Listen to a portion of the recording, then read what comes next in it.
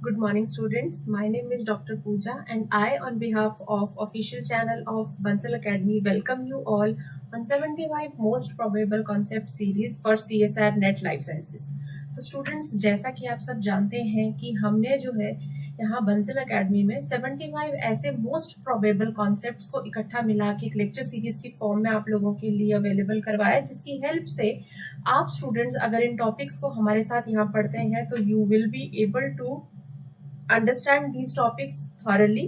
बहुत अच्छे से आप उन टॉपिक्स को समझ पाएंगे। Plus part B part C में से अगर कुछ क्वेश्चंस उन टॉपिक्स में से आते हैं, क्योंकि हमने जो टॉपिक्स उठाए हैं वो अश्योर्ड टॉपिक्स डाले हैं जिनमें से डेफिनेटली क्वेश्चंस जो है वो पार्ट बी पार्ट सी में से पूछे जाते हैं। अगर पिछले 10 ईयर्स उठा के देख लेंगे तो कहीं ना कहीं आपको वो क्वेश्चन जो है उन टॉपिक्स में से जरूर मिल जाएगा।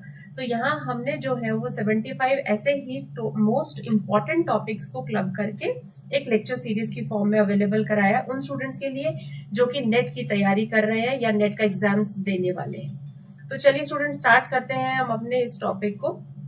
आज का टॉपिक जो है वो हमारा वो बहुत ही इम्पोर्टेंट यूनिट में से है। जैसा कि जो स्टूडेंट शायद आज ही हमारे साथ जुड़े हैं, शायद उन स्टूडेंट्स को पता नहीं होगा कि हमने एक बहुत ही इम्पोर्टेंट यूनिट शुरू की है नेट CSR लाइफ साइंसेज के सिलेबस में से, और उस यूनिट का नाम है डेवलपमेंटल बायोलॉजी। आपको पता है डेवलपमेंटल बायोलॉजी बहुत बड़ा यूनिट है और उसमें से बहुत से क्वेश्चंस जो हैं वो पार्ट बी पार्ट सी में से पूछे जाते हैं। कुछ रीजनिंग क्वेश्चन, असर्शन क्वेश्चंस ऐसे पूछे जाते हैं कि कई बार बार उन टॉपिक्स को पढ़ने के बाद भी कंफ्यूजन हो जाती है। ठीक है, तो हम जो है वो आज डेवलपमेंटल बायोलॉजी का ऐसा ही एक और नया टॉपिक लेके आए हैं जो अगेन बहुत इंपॉर्टेंट है, जिसमें से क्वेश्चंस कई बार पूछे जा चुके हैं अगर प्रीवियस 10 ईयर के क्वेश्चन पेपर को उठाएं। But before that I would like to again remind you, जो स्टूडेंट्स आज ही जुड़े हैं उनको शायद पता नहीं होगा कि आपको जो है वो टाइम टू टाइम हर लेक्चर की PDF फॉर्म में, लिंक के फॉर्म में आपको यहाँ पे जो है वो टेलीग्राम ग्रुप के थ्रू आपको वो लिंक जो है वो यूट्यूब लिंक जो है वो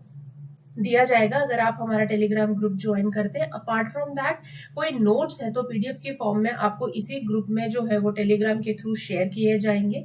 इसके अलावा आप हमारा ऑफिशियल बंसल एकेडमी का जो चैनल है उसको भी सब्सक्राइब कर सकते हैं, बेल आइकन को दबा सकते हैं, सो दैट आपको टाइम टू टाइम सारी की सारी नोटिफिकेशन, जितने भी यूट्यूब पे आने वाले अपकमिंग लेक्चर्स है उनकी नोटिफिकेशन आपको टाइम टू टाइम पता चलती रहे। इसके अलावा आप हमारी ऐप भी डाउनलोड कर सकते हैं। टेक ऐप के थ्रू जो है वो अगर आपने अपनी सेल्फ इवैल्यूएशन करनी है, आप चाहते हैं कि आपका टेस्ट कितने अच्छे से प्रिपेयर हुआ है, आप चाहते हैं कि आप अपनी सेल्फ इवैल्यूएशन करें, तो उसकी हेल्प से, इसकी हेल्प से आप फ्री टेस्ट सीरीज को डाउनलोड कर सकते हैं और वहां पे आप अपना इवैल्यूएशन कर सकते हैं कि आपने जो है वो उस रिस्पेक्टिव टॉपिक को प्रिपेयर करने के बाद कितना मार्क्स जो है वो स्कोर किए। तो चलिए स्टूडेंट, स्टार्ट करते हैं आज के टॉपिक को। आज का टॉपिक जो है वो बहुत ही इंपॉर्टेंट टॉपिक है। तो ये लेक्चर सीरीज का टॉपिक जो है, इस टॉपिक का नाम क्या है? इस टॉपिक का नाम है टेट्रापोड डेवलपमेंट।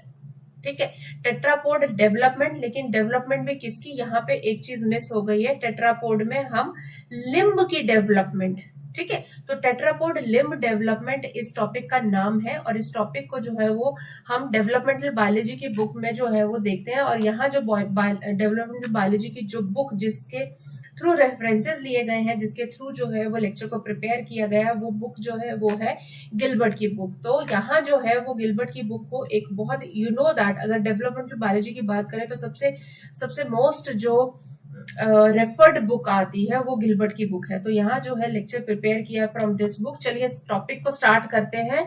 दी टेट्रापोड लिम्ब डेवलपमेंट। तो लिम्ब डेवलपमेंट इटसेल्फ अगर हम बात करें, लिम्ब डेवलपमेंट अगर हम कह रहे हैं कि टेट्रापोड में लिम्ब की डेवलपमेंट का मतलब क्या है? अभी तक हमने बहुत से टॉपिक ऐसे पढ़े, हमने पढ़ा जिसमें हमने ड्रोसोफिला की बॉडी पैटर्निंग पढ़ी, ठीक है, देन सी एलिगेंस में हमने इंडक्शन पढ़ा, ड्रोसोफिला की बॉडी पैटर्निंग को भी हमने बहुत सारे पार्ट्स में स्टडी किया था, डिफरेंट पार्ट्स में उनको स्टडी किया। फिर हमने एम्फीबियन की डेवलपमेंट की पिछले लेक्चर्स में।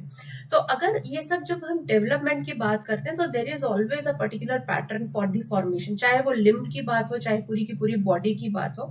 तो पैटर्न फॉर्मेशन की अगर हम बात करें तो पैटर्न फॉर्मेशन को डिफाइन कैसे किया जाता है? This is a process by which embryonic, क्योंकि देखो है सारी की सारी ड्यूरिंग द एम्ब्रियोनिक कंडीशन। क्यों? क्योंकि लिम्ब ने बनना है तब भी एम्ब्रियोनिक कंडीशन में, बाद में थोड़ी बनेगी। जब एडल्ट के टाइम पे तो सब कुछ बन चुका हुआ है। ठीक है।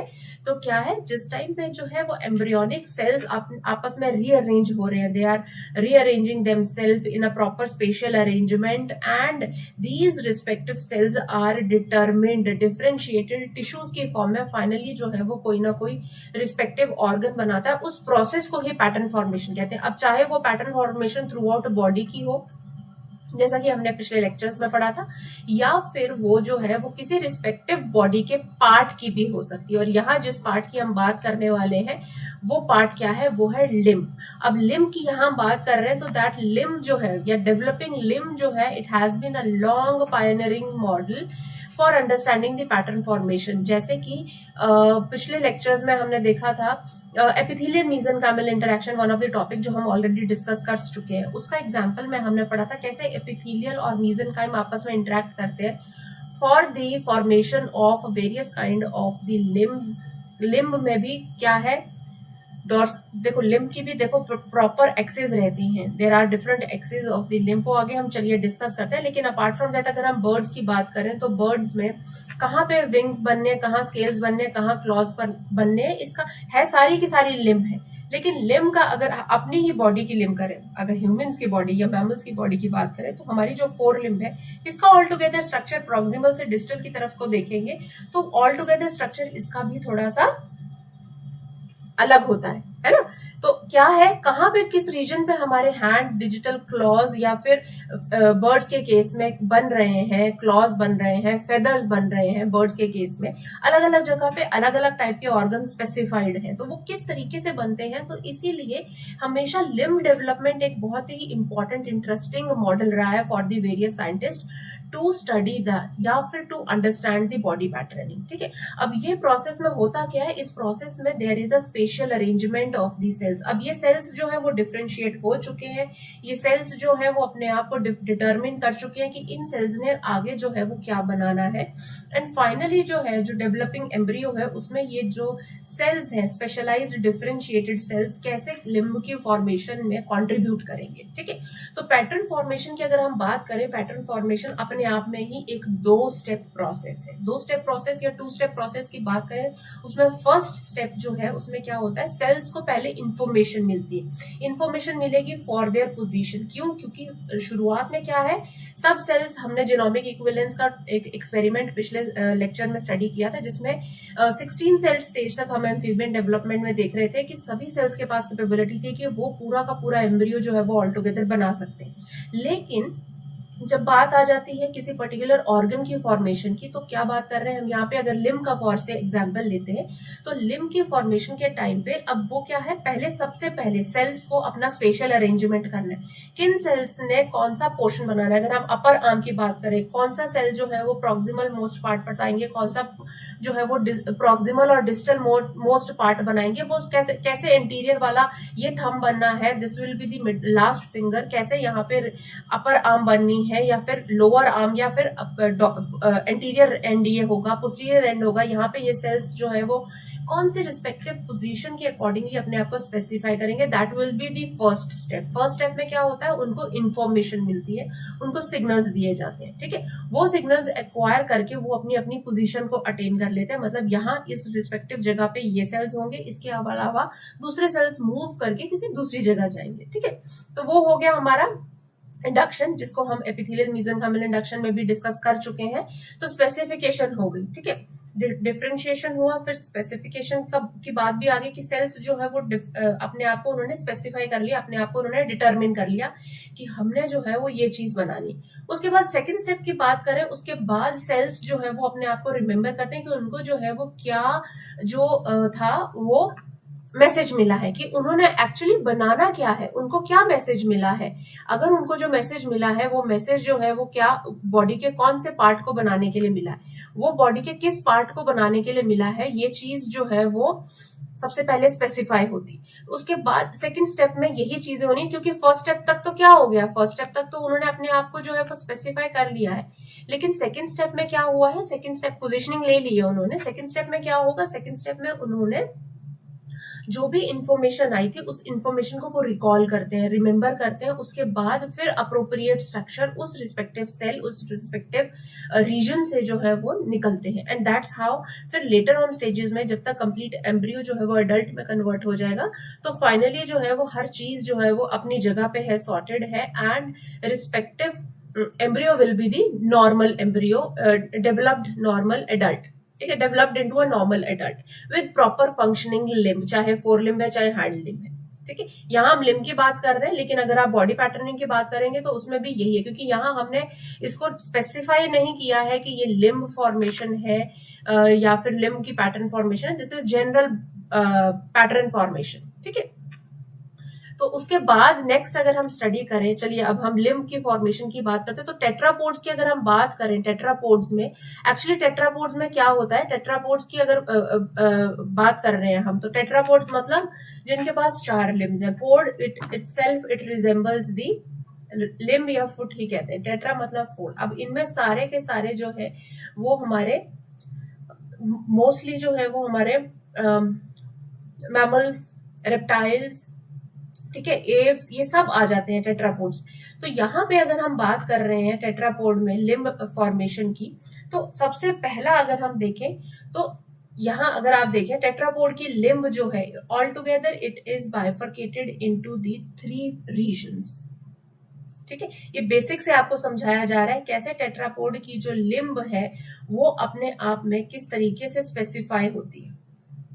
अब यहाँ पे क्या है, फर्स्ट पोर्शन जो अपर आर्म वाला फर्स्ट पोर्शन है that is known as स्टाइलोपोड।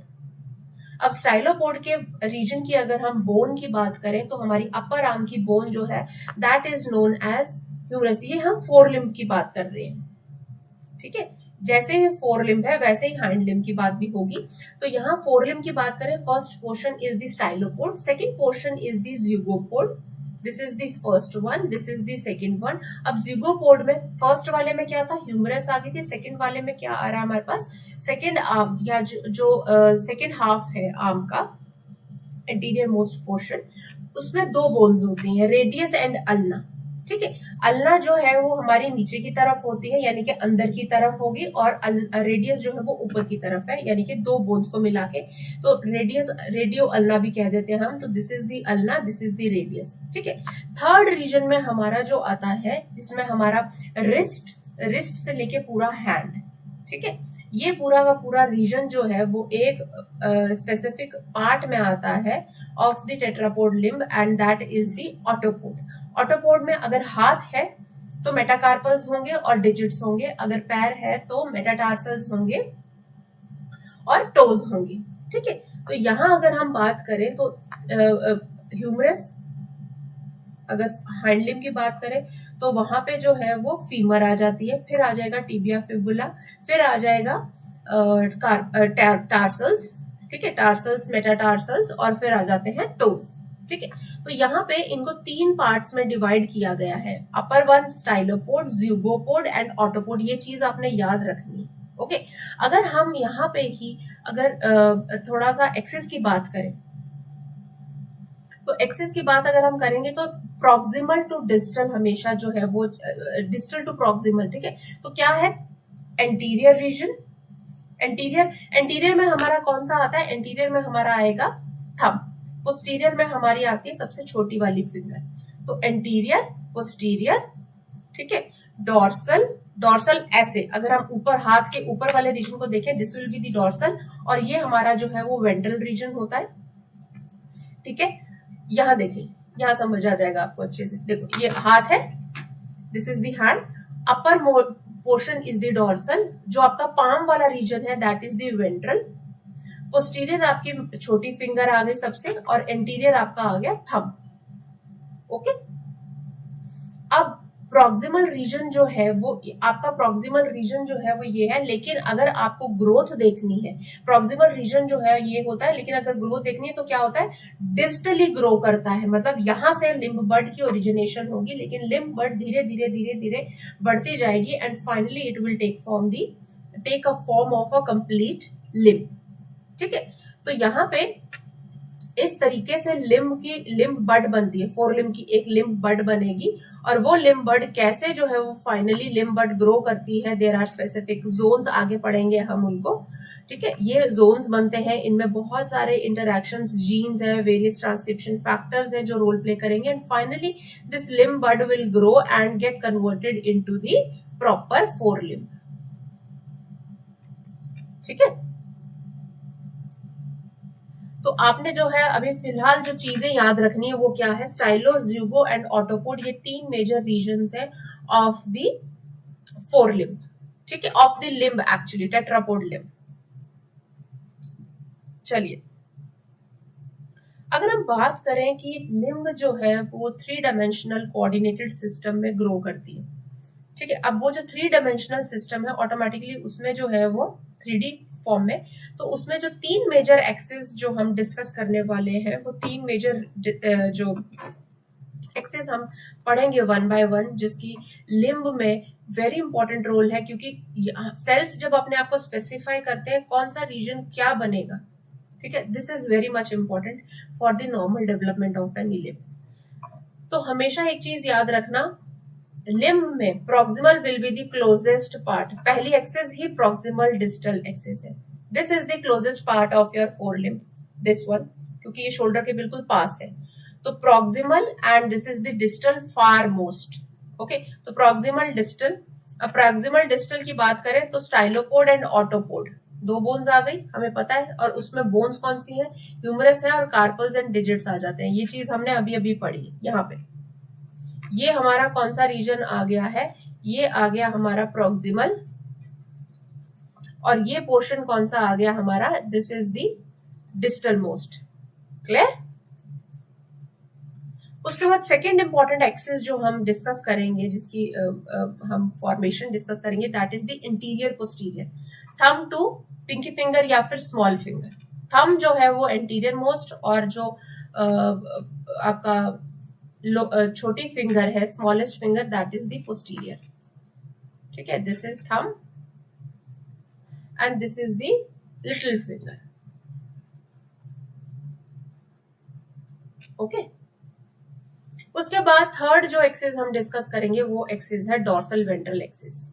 Okay, अब डॉर्सल वेंट्रल एक्सिस, नकल्स यानी कि ऊपर वाला, ये चीज हमने अभी अभी पढ़ी, वो डॉर्सल साइड है, ऊपर वाले के रीजन में आपको क्या दिख रहा है, डॉर्सल रीजन में आपको यहाँ दिख रहे हैं, ये देखो,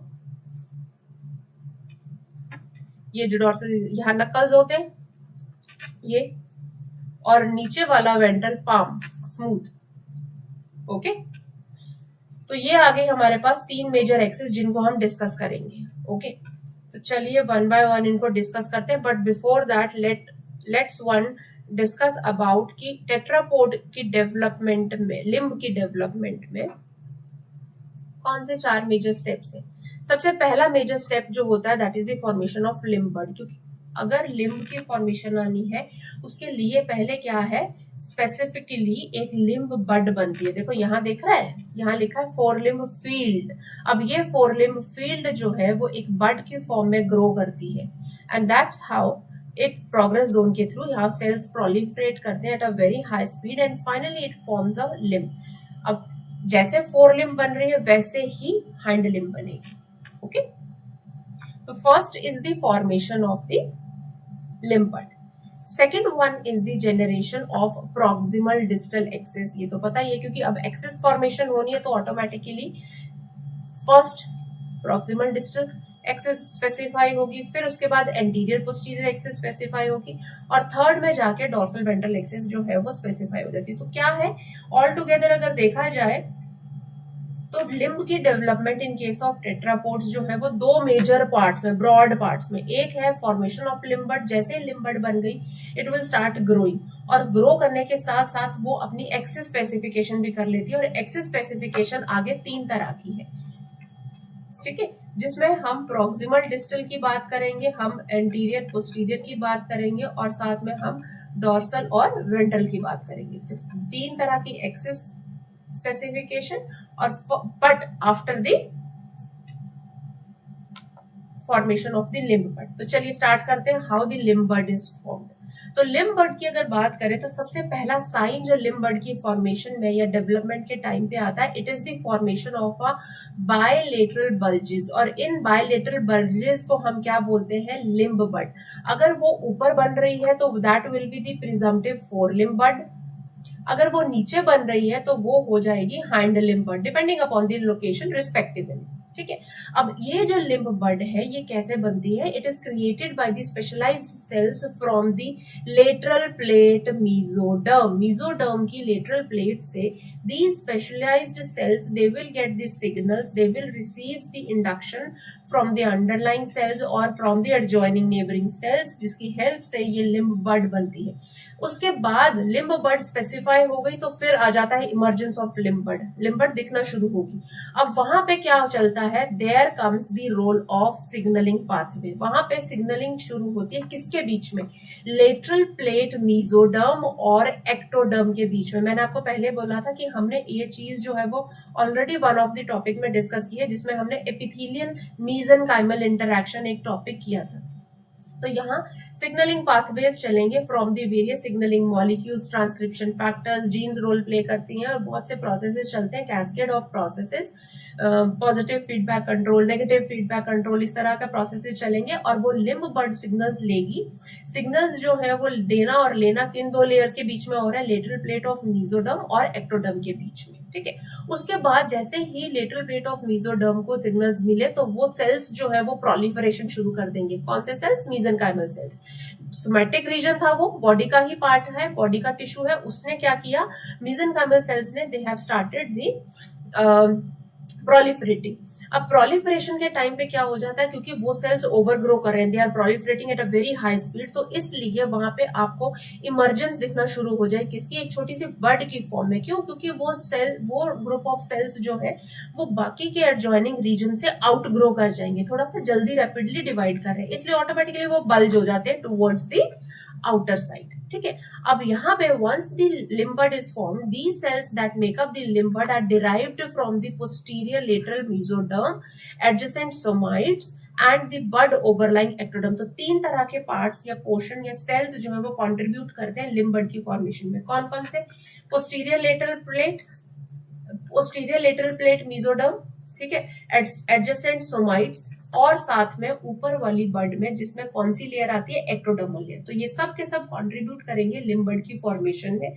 once the limb bud is formed तो फिर वो आउटग्रो करना शुरू कर जाएगी और धीरे धीरे वो डिस्टली ग्रो करेगी। तो lateral plate mesenchyme and somite mesenchyme, depending upon their location, they migrate within the limb field to form the limb bud. कौन से दो major cells, lateral plate mesenchyme और सोमाइट मेसेनकाइम की। ठीक है, इसके साथ ओवरलाइंग जो एक्टोडर्म है उसके ऊपर, उस बर्ड के ऊपर ओवरलाइंग एक्टोडर्म, इनकी आपस में इंटरेक्शन चलती है और वो सारे के सारे सेल्स आपस में आके लिम्ब बड फील्ड में आ जाएंगे। लिम्ब फील्ड, ये पहले तो लिम्ब फील्ड बनाते, लिम्ब फील्ड डिसाइड हो गया कि हाँ जी लिम्ब फील्ड बन गई है। अब क्या है, वो लिम्ब बड जो है वो धीरे धीरे प्रोलिफरेट होना शुरू करेगी और ग्रोथ होके वो क्या बना देगी, सबसे पहले लिम्ब बड की फॉर्म में। अगर फोर लिम्ब की पोजीशन पे है तो फोर लिम्ब बड बनेगी, अगर हैंड लिम्ब लोकेशन पे है तो हैंड लिम्ब बड बनेगी, and the procedure is more और लेस ऑलटुगेदर सेम। उसके बाद जो है वो अगर हम बात करें लिम्ब बड की, देखिए लिम्ब बड जो है वो सबसे पहला साइन है लिम्ब डेवलपमेंट का। ठीक है, और किससे बनती है, देखो हमें पता है बायलेटरल बल्जेस आते हैं और इन्हीं बायलेटरल बल्जेस को हम क्या बोल रहे हैं, लिम्ब बड्स।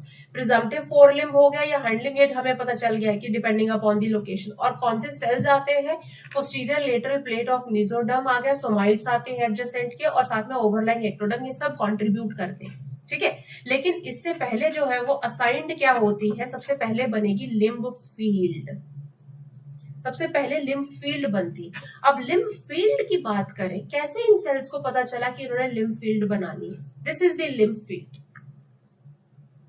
ठीक है, यहाँ पे लिम्ब फील्ड का एरिया असाइन हुआ है। ओके, अब यहाँ पे लिम्ब फील्ड के एरिया के सेल्स की बात करें तो इसमें कौन कौन से पार्ट पोर्शन जो है वो कवर कर रहा है, this is the peribrachial flank tissue, limb field का ही है। Then shoulder girdle, this is the shoulder girdle,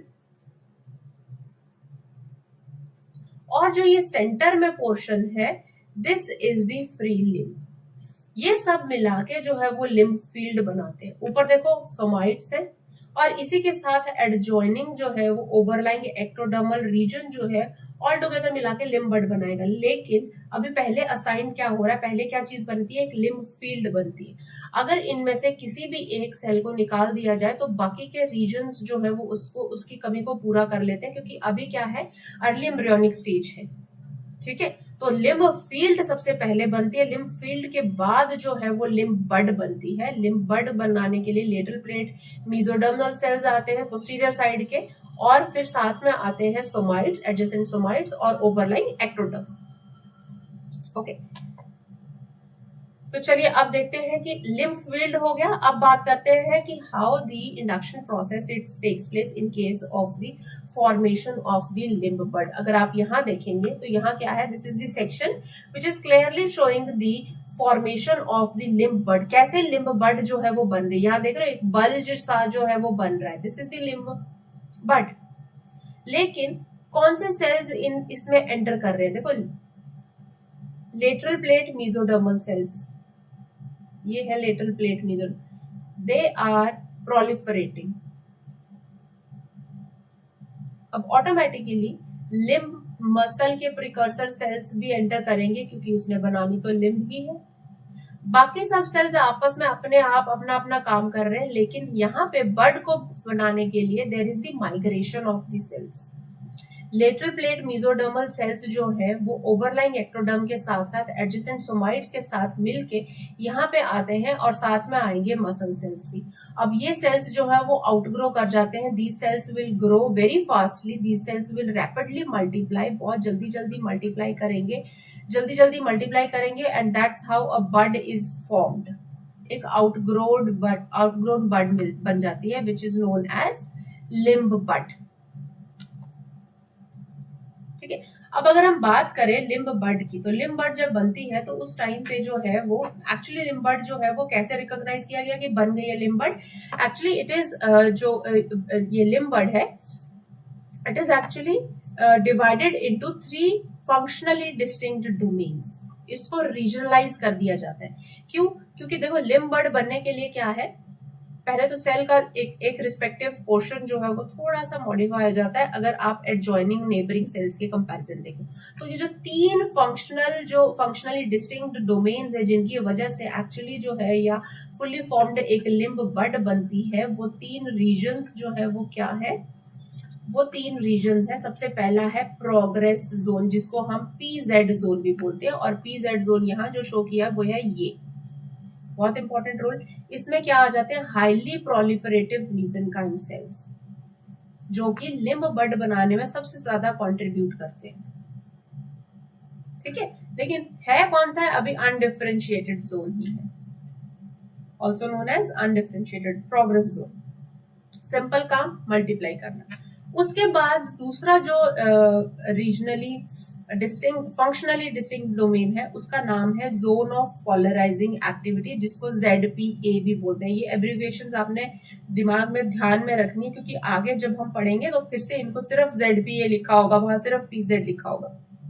ठीक है, तो जोन ऑफ पोलराइजिंग एक्टिविटी कौन सा जोन है, these are found within the most posterior region of the progress zone। ये वाला ग्रीन कलर का दिख रहा है, this is the ZPA, zone of polarizing activity। और ये later on stages पे once the limb bud is formed, ये कौन सी एक्सिस को जो है वो स्पेसिफाई करता है, it specify the anterior posterior axis, zone of polarizing activity। Third region जो है वो है एपिडर्मल एक्टोडर्मल रीजन, AER। ठीक है, एपिकल एक्टोडर्मल रिज कह सकते हैं या रीजन कह सकते हैं। ये जो रिज है, this is the one which is contributed by the overlying ectoderm, thickening of the ectoderm at the, क्योंकि देखो लिम्ब बड किसकी प्रोलिफरेशन से बन रहा है,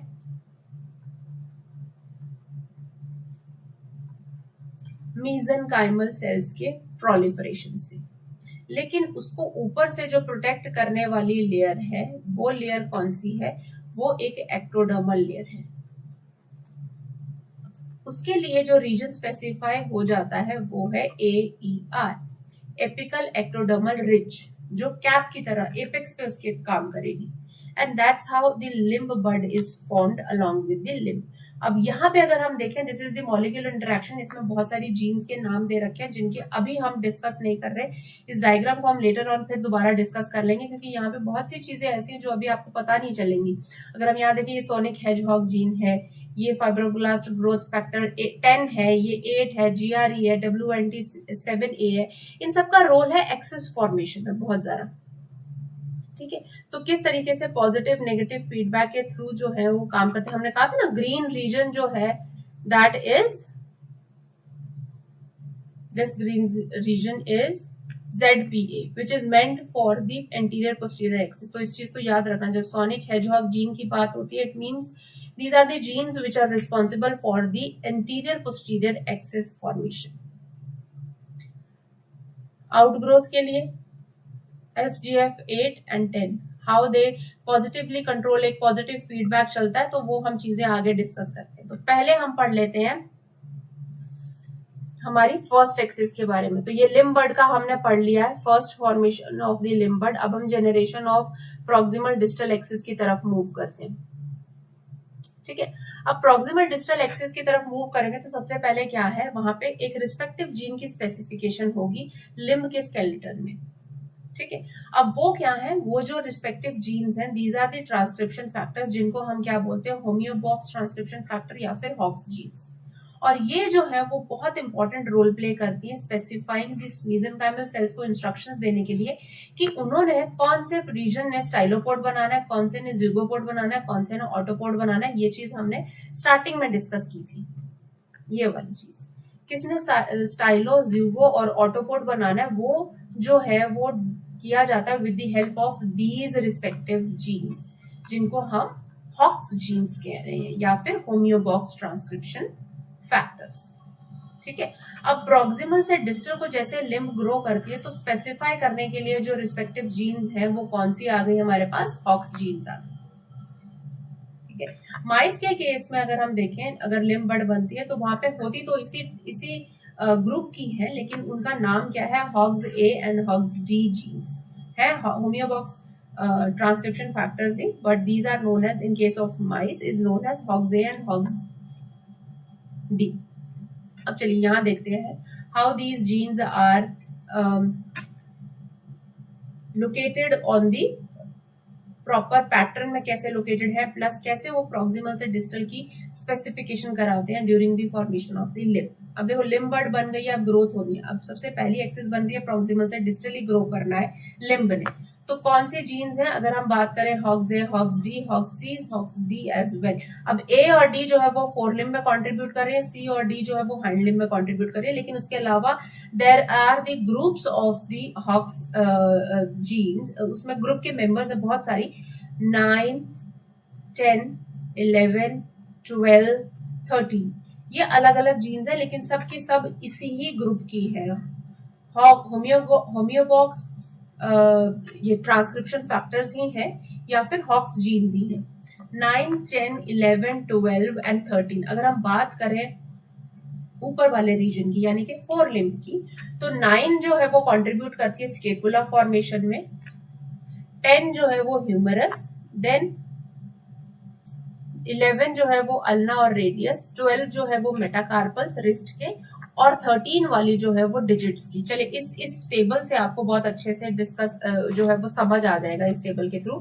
this is the fore limb, this is the hind limb. ठीक है, अब फोर लिम्ब में और हाइंड लिम्ब में कैसे ये जो हॉक्स पैरालॉग ग्रुप है अपने आप को जो है वो डिस्ट्रीब्यूट करता है। हमने कहा 9 वाली ह्यूमरस को दे रही है ना, उसके बाद हमने कहा 11 वाली जो है वो 10 वाली जो है वो क्या दे रही है, इट इज गिविंग दी ज़िगोपोड, जिसमें हमारी रेडियस अल्ना आ जाती है। ओके, देन 11 वाली जो है वो हमने यहाँ पढ़ा, 11 वाली जो है वो क्या दे रही है, इट इज गिविंग मेटाकार्पल्स, और लास्ट में जो 13 वाली है it is giving the digits. ये हमारी बात आ गई है किसके केस में, this is in the case of four limb. तो हाइंड लिम्ब में भी वैसे ही है, लेकिन हाइंड लिम्ब में क्या है, स्टाइलोपोड, ज़िगोपोड, ऑटोपोड के लिए जो है वो डिफरेंट जीन्स काम कर रही है। अब यहाँ पे 9 है ही नहीं, 10 वाली जो हॉक्स जीन है it is contributing in the stylopod for the femur. 11 वाली जो है वो टिबिया फिबुला के लिए दे रही है, 12 वाली जो है वो टार्सल्स के लिए दे रही है, और फाइनली 13 वाली जो है वो डिजिट्स या फिर हम कह सकते हैं टोज के लिए जो है वो दे रही है। ठीक है, these are the group of genes which comes togetherly या कंबाइंडली, इनको होम्योबॉक्स ट्रांसक्रिप्शन फैक्टर ही कहते हैं या हॉक्स जीन्स कहते हैं। There are different genes for the मतलब expression of these genes differently जो है वो फोर लिम्ब में अलग हो रही है, हैंड लिम्ब में अलग हो रही है, बट मोर और less they come under a same group. ठीक है, चलिए अब हम पढ़ते हैं कि हमने ये तो ओवरऑल देख लिया, लेकिन हम पहले ये तो देखें कि इंडक्शन जो है वो अर्ली लिम्ब बर्ड में होती कैसे। हमने कहा सिंपली जो है वो लिम्ब बर्ड बनी, ग्रोथ फैक्टर्स जो है वो उसमें रिस्पॉन्सिबल ग्रोथ फैक्टर्स हैं। There are 3 distinct regions also specify हो गए, लेकिन ये सब चीजें होती कैसे हैं। इंडक्शन प्रोसेस लिम्ब की फॉर्मेशन में या अर्ली लिम्ब बर्ड की फॉर्मेशन में ये इंडक्शन प्रोसेस चलता कैसे, उसको हमने 4 पॉइंट्स में या 4 स्टेप्स में जो है वो डिवाइड किया हुआ है। ओके, ये 4 स्टेप्स के थ्रू होती है। The first step is making the mesoderm permissive for the limb formation. मतलब यहाँ पे इंस्ट्रक्शंस दी जाती हैं कि lateral plate of mesoderm will be contributing in the formation of limb, उसको परमिसिव बनाए। सेकेंडली फिर स्पेसिफाई किया जाता है रीजन, कौन सा रीजन फोर लिम्ब बनाएगा, कौन सा रीजन हैंड लिम्ब बनाएगा, स्पेसिफिकेशन हो गया। थर्ड फिर चलती है एपिथेलियल मेसेनकाइमल इंटरैक्शन थर्ड पे, और फोर्थ वाले स्टेप में हम उसी में थर्ड में ही या सेकंड में ही पढ़ लेंगे जो 2 पॉजिटिव फीडबैक लूप्स चलती है लिम्ब बर्ड की फॉर्मेशन में, वो हम अभी डिस्कस करते हैं। तो चलिए पहले 1 बाय 1 इनको डिस्कस कर लेते हैं। The first one is making the mesoderm permissive for the limb formation. अब इसमें जो ग्रोथ फैक्टर काम करता है that is FGF-A। It is expressed कहाँ पे, PZ रीजन में, जिसको हम प्रोजेनाइटर जोन बोल रहे हैं। कॉर्डल प्रोजेनाइटर जोन में ये जो है वो एक्सप्रेस होता है अपने आप को, and which is located where, it is located posterior to the fore limb, just posterior to the fore limb. अब रेटिनोइक एसिड की बात करें, it is generated anteriorly in the somites and anterior presomitic mesoderm में। अब ये retinoic acid जो है this is responsible for the development of the fore limb bud, मतलब FGF-8 along with the retinoic acid. अब अगर हम बात करें FGF-8 जो है वो इनिबिट करता है development of the fore limb bud, लेकिन रेटिनोइक एसिड और जो ये दोनों के दोनों FGF-8 है ये एंटागोनिस्टिक है एक दूसरे के। इसके रेटिनोइक एसिड जो है वो लिम्ब बर्ड की फॉर्मेशन में, क्यों, क्योंकि ये कहाँ प्रेजेंट है, it is present interiorly in the somites, और ये जो है वो इसकी प्रेजेंस की वजह से जो है वो एंटीरियर रीजन में, क्योंकि ये आगे प्रेजेंट है रेटिनोइक एसिड, ऑटोमेटिकली फिर उस रीजन में क्या होगा, उस रिस्पेक्टिव रीजन में जो है वो क्या बनेगा, that will be forming the fore limb. ठीक है,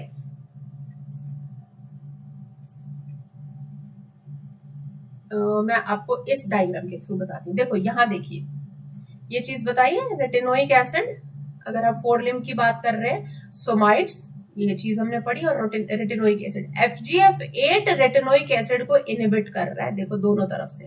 means this factor, this transcription factor, it inhibits the formation of the limb bud on the anterior side, while retinoic acid, high level of retinoic acid will be contributing in the formation of the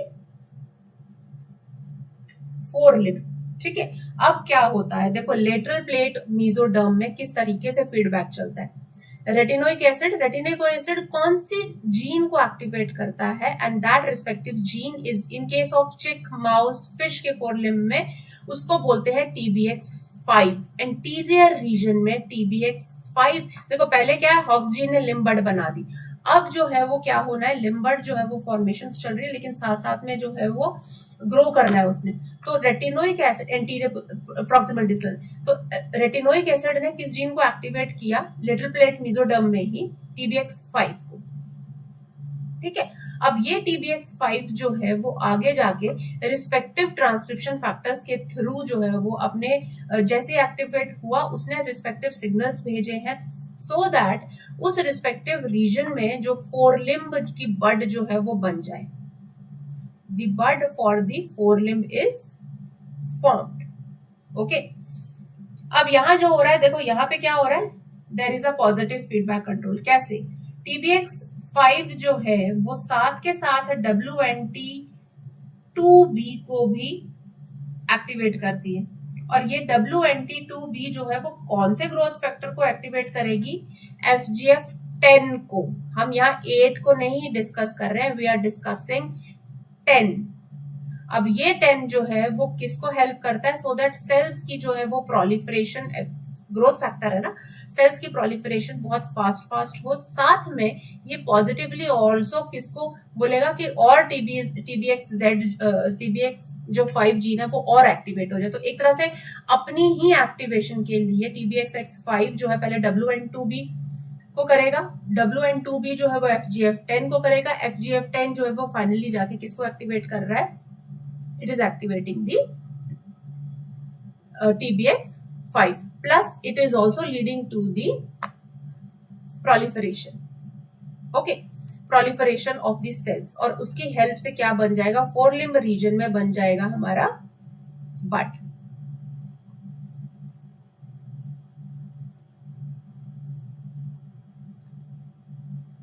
यहां पे यही चीज दिखा रखी है, देखो FGF10, WN2B, और ये कैसे फोरलिम्ब की फॉर्मेशन में हेल्प आउट कर रहे हैं। ठीक है, वैसे ही हम एक और पढ़ेंगे जो कैसे ये हैंड लिम्ब के फॉर्मेशन में भी हेल्प आउट करते हैं, establishment of the limb field. अब पहले सेकंड पार्ट पढ़ लेते हैं। स्पेसिफाई करना है कि फोरलिम्ब है और ये वाला रीजन जो है वो हैंड लिम्ब बनेगा। उसके लिए दो जीन्स हैं, एक ट्रांसक्रिप्शन फैक्टर, एक जीन जो है वो हमने पढ़ ली अभी, उसका नाम था TBX5। ये एंटीरियर रीजन को यानी कि एंटीरियर रीजन मतलब कि ये फोरलिम्ब को स्पेसिफाई करती है। और दूसरी मेजर इंपॉर्टेंट जो जीन है जिससे ट्रांसक्रिप्शन फैक्टर रिलीज होता है वो है TBX4।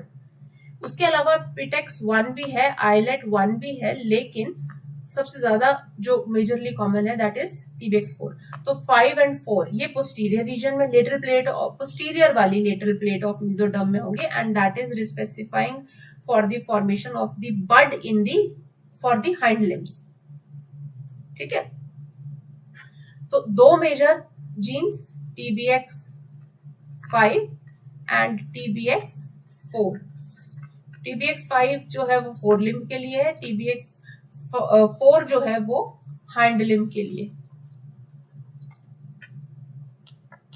ठीक है, अब देखो यहां हमने फोरलिम्ब वाला तो पढ़ लिया, अब हाइंड लिम्ब वाली बर्ड की बात कर लेते हैं। इधर ये जो हाइंड लिम्ब में बन रही है, हाइंड लिम्ब के लिए हम कह रहे हैं TBX4। इसके अलावा PTEX1 भी है, बट यहां जैसे retinoic acid was the first one two initiate the signal और इंडक्शन प्रोसेस को स्टार्ट करें, यहाँ पे वो रीजन नहीं पता है, that is unknown, still that factor is unknown, but PTEX1 is also contributing in the activation of this respective gene TBX4। TBX4 जो है जैसे यहाँ पे WN2B था, यहाँ पे WN8C है, इसको एक्टिवेट करेगा। ये कौन से फाइब्रोब्लास्ट ग्रोथ फैक्टर को एक्टिवेट कर रहा है? फाइब्रोब्लास्ट ग्रोथ फैक्टर 10 को, which is again contributing in the further activation of TBX4 gene. Positive feedback है ये एक अगेन फिर से, और साथ साथ में प्रोलिफरेशन ऑफ सेल्स को भी कर रहा है, एंड दैट्स हाउ ये चिक के हाइंड लिम्ब में है।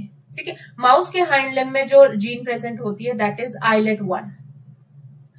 ठीक है, ILET1 again WNT beta catenin यहाँ पे रोल प्ले करता है, बीटा कैटेनिन सिग्नलिंग वाला, और अगेन फाइब्रोब्लास्ट ग्रोथ फैक्टर यहाँ पे भी 10 है, पॉजिटिव फीडबैक के थ्रू अपने आप को एक्टिवेट करेगा, and finally the cells will be proliferated at a very high rate, and that's how the. अब देखो एक और पॉजिटिव, मैंने आपको यहाँ बताया था ना, दो पॉजिटिव फीडबैक्स चलते हैं यहाँ पे, एस्टैब्लिशिंग 2 पॉजिटिव फीडबैक्स इन दी लिम्ब बड फॉर्मेशन। अब एक पॉजिटिव फीडबैक यहाँ चल रहा है, दूसरा पॉजिटिव फीडबैक FGF8 जो है वो WNT3 को भी एक्टिवेट करता है। WNT3 जो है वो कर रहा है किसको? 8 को। 8 किसकी ग्रोथ में हेल्प आउट करता है? 8 जो है वो हेल्प आउट करता है 10 की। तो दैट्स हाउ दी 2 यानी कि पहला हमने डिस्कस कर लिया, making the mesoderm permissive for the limb formation, and secondly हमने specification for the forelimb hand limb के लिए जीन कौन कौन सी रिस्पॉन्सिबल है, TBX4 एंड TBX5, ये चीज हमने डिस्कस कर ली। चलिए आगे एक एक्सपेरिमेंट्स के थ्रू जो है वो हम देख लेते हैं। These are just the genes की, जहां पे शो किया गया है कि कैसे नॉर्मल डेवलपमेंट हो रही है, कैसे एफजीएफ इंड्यूस्ड डेवलपमेंट होती है। तो हम इसको पढ़ लेते हैं। फर्स्ट केस जो है that is the normal case. इस नॉर्मल केस में अगर हम बात करें, ये जो ब्लू रीजन से शो किया गया, this is for the TBX5। अभी अभी हमने डिस्कस किया TBX5 जो है वो एंटीरियर रीजन पे होती है and that is for the forelimb. ये हमने अभी अभी डिस्कस किया। और ये जो रेड से शो किया गया, this is for the presence of TBX4 and this is for the hand limb. अच्छा, यहाँ अगर हम बात करें TBX5 की जो है वो एक्टिवेशन बहुत ज्यादा है, तो ऑटोमेटिकली यहाँ लिम्ब बर्ड बनेगी। That limb bird is specified for the fore limb, और फोर लिम्ब है तो ऑटोमेटिकली फोर लिम्ब में जो है वो बनेंगे फेदर्स। ये चिक के केस में है, ठीक है। चिक के केस में ऑटोमेटिकली जो फोर लिम्ब है that is forming the feathers. और अगर हम हैंडलिम की बात करें तो हैंडलिम जब जहां पे TBX4 नॉर्मल केस में, नॉर्मल एम्ब्रियो के केस में हैंडलिम में क्या हो जाएगा, हैंडलिम में जो है वो क्या है, बर्ड की फॉर्मेशन हुई, और ये बर्ड की फॉर्मेशन के साथ अगर हैंडलिम में बन रही है तो वहां हैंडलिम में क्या बनते हैं, डिस्टल क्लॉज बनते हैं। फेदर नहीं बनेंगे, instead of feather what it will form the clause. अब ये है नॉर्मल कंडीशंस में। अगर हम जो है वो FGF इंड्यूस करते हैं, मतलब अगर हमने क्या किया, when the fibroblast growth factor Beed जो है इसको हमने इंजेक्ट कर दिया, कहाँ पे, ना तो हमने फोरलिम्ब रीजन में रखा ना उसको हैंडलिम्ब रीजन में रखा, हमने उसको बीच में रख दिया है, सेंटर में, so that now it will receive the signal from both। ऊपर से भी ले रहा है सिग्नल्स और नीचे से भी इसको सिग्नल्स आ रहे हैं। तो क्या होगा, ऊपर वाले रीजन में तो प्रॉपर नॉर्मल बन जाएगी, दैट इज फॉर द फोरलिम्ब, ठीक है। एक फोरलिम्ब भी नॉर्मल बनेगी, एक हैंडलिम्ब भी नॉर्मल बनेगी। बट जहां पे ये जो फाइब्रोब्लास्ट ग्रोथ फैक्टर बीच में रखा था, क्योंकि इसको दोनों के सिग्नल्स मिले हैं, तो ये क्या बना देता है, it will form a chimera, मतलब दोनों ही स्ट्रक्चर्स बनेंगे, इसमें फेदर भी बनेंगे और क्लॉज भी बनेंगे, ठीक है। तो that's how we know, that's how we can conclude कि जो TBX5 है वो एक्सप्रेस कहाँ होता है, फोरलिम्ब में एंटीरियरली, और TBX4 जो है वो कहाँ एक्सप्रेस होता है, पोस्टीरियरली हैंडलिम्ब में, ठीक है। थर्ड हम पढ़ते हैं एपिथेलियल मेसेनकाइमल जो इंडक्शन की बात हम कर रहे थे, कैसे एपिथेलियल और मेसेनकाइमल इंडक्शन या इंटरैक्शंस जो है वो चलती है। तो prior to the limb bud formation what happen, the lateral plate of the mesoderm और उसके साथ एडजॉइनिंग जो सोमाइट्स हैं, they display a characteristic pseudo stratified epithelium with apical base polarity, ठीक है। मतलब lateral plate mesoderm plus overlying ectoderm कह सकते हैं, इन दोनों की इंटरैक्शन होगी, उसकी वजह से जो इंटरैक्शंस या जो इंडक्शंस प्रोसेस आपस में चलते हैं, ट्रांजिशन होगी, that is epithelial mesenchymal interaction, ठीक है। अब कौन ये एपिथेलियल मेसेनकाइमल इंटरैक्शन के लिए रिस्पॉन्सिबल जीन है, that is TBX5। TBX5 it cause the transition with the help of which the epithelial mesenchymal interaction जो है वो शुरू होती है। This is the lateral plate mesoderm, this is the overlying ectoderm, ये चीज हम यहां पढ़ रहे थे, ये ओवरलाइंग एक्टोडर्म है, this is the lateral plate mesoderm. कैसे इन दोनों के बीच में इंटरैक्शन हो रही है, इस चीज को हमने यहाँ इतने अच्छे से नहीं डिस्कस किया, यहाँ हम सिर्फ इसकी बात कर रहे थे, ठीक है। अब lateral plate epithelial mesenchymal interaction में डिस्कस कर लेते, देखो कैसे ये जो है वो पॉजिटिवली कंट्रोल कर रहे हैं। हमने कहा TBX5 एंटीरियर रीजन में किसको जो है वो फाइब्रोब्लास्ट ग्रोथ फैक्टर 10 को रिलीज करता है। ये फाइब्रोब्लास्ट ग्रोथ फैक्टर जो है फाइनली किसको रिस्पॉन्सिबल होता है एक्टिवेट करने के लिए, WNT3A जीन को, और इससे जो फैक्टर रिलीज होता है transcription factor, that is FGF8 which is a growth factor. और ये FGF8 जो है वो पॉजिटिवली कंट्रोल करता है किसकी ग्रोथ को, FGF10 की ग्रोथ को, और प्रमोट करता है। तो अल्टीमेट देखो, अगर यहाँ पे FGF8 होता इधर, तो यहाँ फोरलिम्ब नहीं बननी थी, क्योंकि ये दोनों एंटागोनिस्टिक है, रेटिनोइक एसिड एंड FGF8। लेकिन FGF8 कहाँ प्रेजेंट है, it is present in the ectoderm and it is taking place in the last time, अभी बाद में काम कर रहा है, जब FGF10 जो है वो बन चुका है, ठीक है। FGF10 बन चुका है, FGF10 ने इनडायरेक्टली, देखो इनडायरेक्टली काम कर रहा है, उसने WNT3A को एक्टिवेट किया, इससे ट्रांसक्रिप्शन जीन जो है वो एक्टिवेट हुई, ट्रांसक्रिप्शन ट्रांसलेशन, उसके बाद ट्रांसक्रिप्शन से जो फैक्टर बन रहा है that is FGF8 and FGF8 is positively controlling the FGF10 और FGF10 आपको पता है वो किसको कंट्रोल कर रहा है, TBX5 को। Okay, so that's how the proximal distal axis they are epithelial mesenchymal interactions are done in the limb bud formation. अब हम बात करते हैं specification of proximal distal axis. अगर हम proximal distal की बात करें, अभी अभी मैंने आपको बताया कि स्टाइलोपोड से proximal end शुरू होता है और distal end will be the autopod. Okay, और देखो ये वही जीन्स है, हॉक्स जीन हम डिस्कस कर चुके हैं। और एंटीरियर पोस्टीरियर किस साइड से शुरू होता है, from the anterior is your thumb and little finger is your posterior reason. चलिए प्रॉक्सिमल डिस्टल एक्सिस की बात करते हैं। प्रॉक्सिमल डिस्टल एक्सिस की बात करने से पहले जो हमने अभी अभी दो रीजन्स पढ़े थे, एपिकल एक्टोडर्मल रिज पे एक प्रोग्रेस जोन पढ़ा था और एक वन ऑफ द रीजन हमने पढ़ा था जो स्पेसिफिकली डिस्टिंक्ट था, यहाँ पे पढ़ा था ना, ये एपिकल एक्टोडर्मल रिज। ये AER बहुत इंपॉर्टेंट रोल प्ले करता है। How this apical ectodermal ridge जो है वो हमें पता है, अभी अभी देखा कि वो FGF10 को सिग्नल देता है, ठीक है, और एक्सप्रेस किसकी हेल्प के थ्रू होता है, FGF8 की। ये चीज हमने अभी अभी पढ़ी यहाँ पे, ये चीज इसको एक्सप्रेशन करने में हेल्प आउट करता है, और कैसे, with the help of FGF8। अब जो एपिकल एक्टोडर्मल रिज है, ये रिज एक बार लिम्ब बड बन गई, ये रिज जो है वो क्या करेगी, it will promote the outward limb growth and this is very very important. जैसे जैसे ग्रो करता हुआ शुरू करेगी लिम्ब, हमें तभी पता चलेगा कौन सा रीजन प्रॉक्सिमल है and distal. Once the limb it starts growing, और ग्रो करने के लिए जो रीजन रिस्पॉन्सिबल है that is this apical ectodermal ridge. ये एपिकल एक्टोडर्मल रिज के कुछ इंपॉर्टेंट फंक्शंस हैं, वो क्या है, first of all it maintain the progress zone mesenchyme beneath it as a progress zone. अब ये प्रोग्रेस जोन जो है वो किसमें कंट्रीब्यूट करता है, it contribute the proximal distal axis formation या proximal distal growth of the limb. First function. Second function is it maintains the expression of those molecules that are generated for the axis formation of anterior posterior polarity। ठीक है, third मतलब पहला अपनी तो कर ही रहा है, उसके साथ वो सेकंड वाली एक्सिस की फॉर्मेशन में भी कंट्रीब्यूट करता है, और कौन सी, एंटीरियर पोस्टीरियर की। Then third is it also helps in interacting with the proteins which are specified for the anterior posterior, along with that dorsal ventral axis, so that different cells को, हर cell को अलग अलग instructions मिल पाए, so that it can differentiate into different different axis and different different cells. तो सबसे major important role जो है वो इसी एपिकल एक्टोडर्मल रिज का है। Once the limb bud is formed, ये जो एपिकल एक्टोडर्मल रिज है it will start growing and finally first of all it will lead to the formation of proximal distal axis.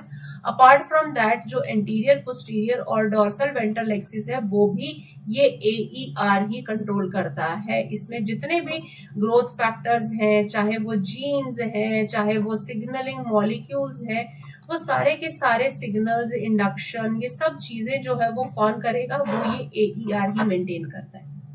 तो these are the major functions of AER। अब यहाँ पे हम थोड़े से AER के कुछ एक एक्सपेरिमेंट्स को डिस्कस कर लेते हैं। तो हमने इन एक्सपेरिमेंट्स में साइंटिस्ट ने ये प्रूव किया कि how this AER is so important, referred so important. देखो अगर तो हम फोर लिम्ब से AER को निकाल दें, फर्स्ट एक्सपेरिमेंट से, तो लिम्ब जो है वो डिस्टली ग्रो करेगी, वो सॉरी उसके लिम्ब ग्रोथ जो है वो सीज हो जाएगी डिस्टली। ओके, अगर एडिशनल डाल दिया ऑलरेडी एग्जिस्टिंग लिम्ब बड पे तो डुप्लीकेशन हो जाती है। थर्ड पे लेग की मेसेनकाइम को फोर लिम्ब की AER के नीचे रख दिया तो डिस्टली तो हैंड लिम्ब बनेगी, that ends in the forelimb. Distally, hand limb structures they develop at the end of forelimb. One forelimb भी रही है क्योंकि एपिकल एक्टोडर्मल रिज forelimb की थी, लेकिन मेसेनकाइम कहाँ की आई है, वो आई है हैंड लिम्ब की। तो एंड में जो स्ट्रक्चर्स बनेंगे वो हैंड लिम्ब वाले बन जाएंगे। थर्ड एक्सपेरिमेंट है limb mesenchyme is replaced by the non limb mesenchyme. तो क्या हो जाएगा, again the limb development will cease. So therefore we can conclude that apical ectodermal ridge जो है it is responsible for the sustained outgrowth as well as the development of the limb। देखिए ये वही चीज है, वही एक्सपेरिमेंट्स, इनको diagrammatically represent किया गया। क्या है, ये है apical ectodermal ridge. Okay, first वाली में इसको रिमूव ही कर दिया तो क्या हो जाएगा, सीज हो गई है, बनी नहीं। सेकेंड वाली में एक्स्ट्रा एक्टोडर्मल रिज डाल दिया है तो क्या हो जाएगा, विंग्स की क्या हो गई, यहाँ पे डुप्लीकेशन हो गई। थर्ड वाली में लेग मेसेनकाइम है लेकिन four limb apical ectodermal ridge जो है वो फोर लिम्ब की है। तो क्या होगा, पहले तो वो ग्रो कर रही है फोर लिम्ब में, लेकिन लास्ट में जाके क्योंकि लेग की मेसेनकाइम थी तो हाइंड लिम्ब वाले स्ट्रक्चर्स जो है वो ग्रो कर गए लास्ट में, यानी कि डिस्टल रीजन पे आके। ठीक है, देन अगले एक्सपेरिमेंट में एक एपिकल एक्टोडर्मल रिज वही है लेकिन उसको नॉन लिम्ब मेसेनकाइम के साथ रिप्लेस कर दिया, तो अगेन जो लिम्ब है उसकी डेवलपमेंट सीज कर जाएगी। और थर्ड नेक्स्ट एक्सपेरिमेंट में अगर AER को रिप्लेस कर दिया जाए by the fibroblast growth factor या बीड के साथ, तब भी नॉर्मल विंग की डेवलपमेंट होगी, क्योंकि FGF it can control the formation of AER है, उसको FGF फैक्टर्स चाहिए, वो नॉर्मली ग्रो कर जाएगा। अब हम बात करते हैं एंटीरियर पोस्टीरियर एक्सिस की स्पेसिफिकेशन की। तो एंटीरियर पोस्टीरियर एक्सिस की स्पेसिफिकेशन की बात करें तो ज्यादातर जो सिग्नलिंग मॉलिक्यूल्स है या रोल ऑफ सिग्नलिंग मॉलिक्यूल्स की बात करते हैं तो वो हमें ज्यादा पढ़ने पड़ते हैं इन case of the proximal distal axis. हमने कहा था प्रॉक्सिमल डिस्टल एक्सिस के ही ग्रोथ फैक्टर्स की जो जीन्स है, स्पेसिफिक रीजन्स की जो जीन है, वो आगे dorsal ventral anterior posterior axis को भी स्पेसिफाई कर लेती है। ठीक है, तो how this specification of anterior posterior axis it takes place, अगर हम यहाँ देखें तो सबसे पहला जो रीजन था ZPA, हमने अभी अभी इस रीजन को डिस्कस किया था, है ना। ये जो बहुत सारे एक्सपेरिमेंट्स ऐसे हो चुके हैं, लेकिन अगर हम बात करें कि एंटीरियर पोस्टीरियर रीजन की, तो यहाँ पे बहुत से experiments they suggest that anterior posterior axis is specified by a small block of mesodermal tissue. किसके पास है वो, एक पोस्टीरियर जंक्शन यंग लिम्ब बड के पास प्रेजेंट होता है, यानी कि जहां पे लिम्ब बड एक बार बन गई है उस लिम्ब बड के नीचे जो है, नीचे की तरफ पोस्टीरियर वाली साइड पे एक जोन है, दैट रिस्पेक्टिव टिश्यू जो मेसोडर्मल टिश्यू है, एक ब्लॉक है मेसोडर्मल टिश्यू का, जिसको हम बोलते हैं क्या, what we call it zone of polarizing activity या ZPA। अब ये जो ZPA है ये क्या काम करता है, कैसे रिलीज करता है, इसकी जो कंट्रीब्यूशन है वो कंट्रीब्यूशन होती है by the activation of respective gene, जिनको बोला जाता है सोनिक हेजहॉग जीन्स। ठीक है, रीजन क्या है ये तो हमें नहीं पता है कैसे एक्टिवेशन होती है, बट ZPA हमने कहा कहाँ, ये बड है और बड के पोस्टीरियर साइड पे इस रिस्पेक्टिव पार्ट में, मेसेनकाइम के पार्ट में ये रीजन प्रेजेंट होता है, that region is the zone of polarising activity. ये नॉर्मल ZP है। अगर हम नॉर्मल ZPA को कहीं और भी अगर ट्रांसप्लांट, अगर देखो ये पोस्टीरियर रीजन पे प्रेजेंट है, यहाँ पे इसको ट्रांसप्लांट कर दिया, this is the donor, this is the host, posterior reason से उठा के हमने उसको एंटीरियर रीजन पे डाल दिया है। ठीक है, when it is transplanted from the posterior to the anterior, तो एक मिरर इमेज बन जाती है, मतलब डुप्लीकेशन हो जाएगी, यहां भी बनेगा वो पार्ट और इधर भी बन जाएगा फोर लिम्ब का पार्ट। ठीक है, लेकिन अगर हम यहाँ बात करें तो क्या होता है कि सबसे पहले अगर हम यहाँ पे बात करें तो ZPA जो है वो इटसेल्फ किस चीज में कंट्रीब्यूट कर रही है, it is contributing in a very important region and activation of a very important gene, and that gene is known as sonic hedgehog genes। ठीक है, अब ये जो sonic hedgehog genes जो है वो क्या काम करती हैं, ये जो sonic hedgehog genes हैं they contribute in the activation of या specifying the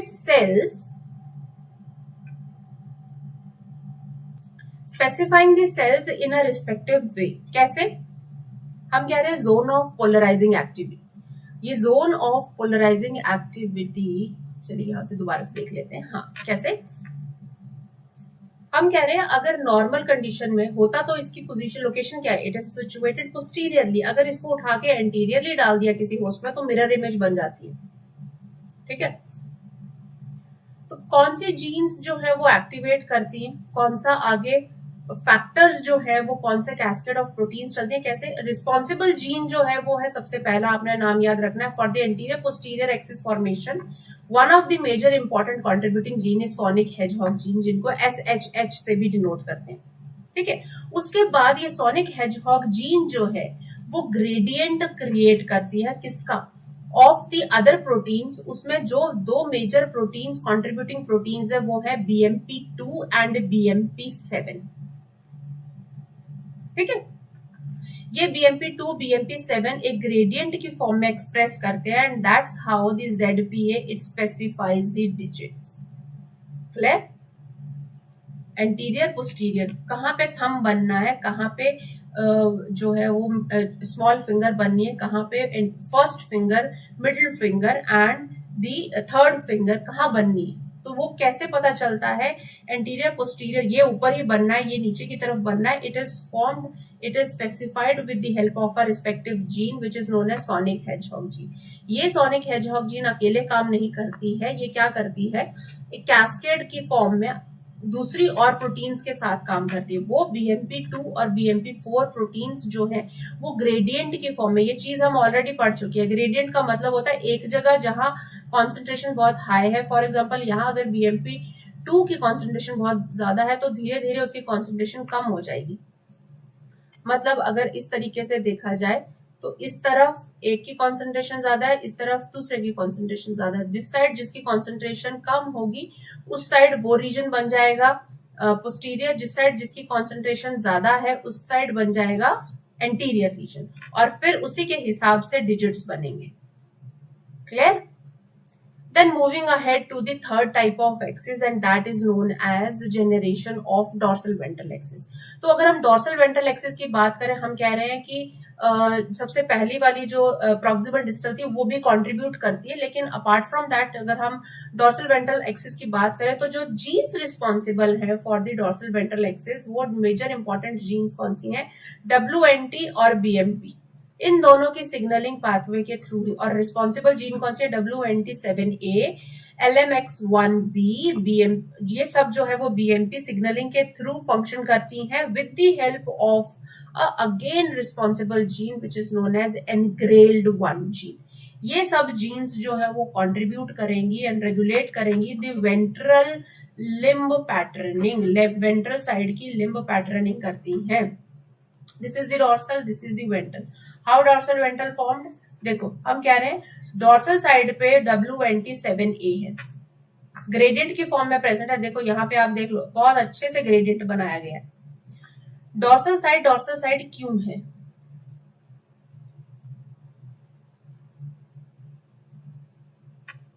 वो इसलिए क्योंकि यहाँ पे सबसे पहले अगर आप देखो ये जो ब्लू कलर से दिख रहा है that is referring the WNT7A, इसकी एक्सप्रेशन फुल है, very high, plus another important gene which is known as LMX1B, ये भी बहुत ज्यादा है। इसका मतलब अगर हम डॉर्सल साइड पे ग्रो करें तो, सॉरी डॉर्सल साइड पे ग्राफ में अगर हम देखें तो डॉर्सल साइड में concentration of expression of WNT7A, LMX1B, इनकी एक्सप्रेशन बहुत हाई है and they are distributed in a gradient form. अगर हम वेंट्रल रीजन में देखें तो वेंट्रल रीजन में BMP यहां, this will what it will form dorsal part. अगर वेंट्रल रीजन में देखें तो BMP सिग्नलिंग बहुत ज्यादा है, BMP फैक्टर्स ज्यादा है, और वो फंक्शन किसकी हेल्प के थ्रू करते हैं, engrailed. This yellow region is showing the expression of engrailed1 gene, ठीक है, और BMP के एक्सप्रेशन भी बहुत ज्यादा है। तो ये कौन सा रीजन बन जाएगा, this will become the ventral part, मतलब ये बन जाएगा पाम वाला रीजन, और ऊपर वाला डॉर्सल रीजन बन जाएगा नक्कल वाला रीजन। मतलब वहां पे WNT7A की एक्सप्रेशन बहुत ज्यादा है और LMX1 की एक्सप्रेशन बहुत ज्यादा है। ऑपोजिट टू दैट BMP का ग्रेडियंट हाई रहेगा, engrailed1 जीन का हाई रहेगा। मतलब देखो BMP यहाँ WNT7 जो है वो इसको कंट्रीब्यूट कर रहा है, so that activation of this respective gene so that इसका जो है वो एक्टिवेशन हो जाए। यहाँ बीएमपी जो है वो किसकी एक्टिवेशन कर रहा है, इनग्रेल्ड 1 जीन की। Once the engrailed 1 gene is expressed at a high level, तो ऑटोमेटिकली वो जगह जो है वो स्पेसिफाई हो जाएगी किसके लिए, वेंट्रल साइड के लिए। जहां पे LMX1B जो है वो स्पेसिफाई हो जाएगा, बहुत ज्यादा उसकी एक्टिवेशन है, तो वो रीजन किस चीज में स्पेसिफाई हो जाएगा, डोर्सल में। वो बन जाएगा नकल वाला रीजन, उसके ऑपोजिट रीजन बन जाएगा पाम वाला रीजन। And that's how the dorsal and ventral axis they are specified in case of the tetrapod limb.